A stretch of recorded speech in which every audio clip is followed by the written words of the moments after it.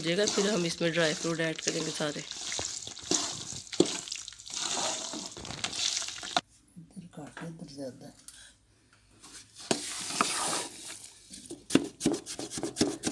इतना अच्छी तरह हमने इस गुड़ को मिक्स कर देना है इसमें, ताकि इसका कोई पीस ना रह जाए। चूल्हा बंद कर दिया।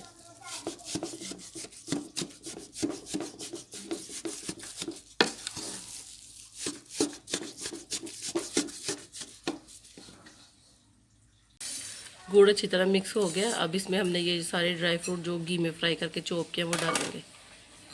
ये खोपरा, ड्राई फ्रूट आप कुछ भी अपनी मर्ज़ी से डाल सकते हैं, लेकिन ये कि इसमें कमरकस वगैरह डालो, वो कमर के लिए अच्छी होती है।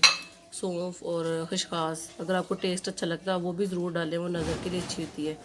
और सारे ड्राई फ्रूट जो अच्छे लगें वो ऐड कर लें। अब इनको हम अच्छी तरह मिक्स कर लेंगे। ये देखें, मज़ेदार सी हमारी माश की दाल की पंजीरी तैयार है। आप भी इस रेसिपी को ज़रूर ट्राई कीजिएगा और कमेंट करके बताइएगा कि आपको ये रेसिपी कैसी लगी। अपना बहुत ख्याल रखिएगा, दुआओं में याद रखिएगा। So much. I love you so much.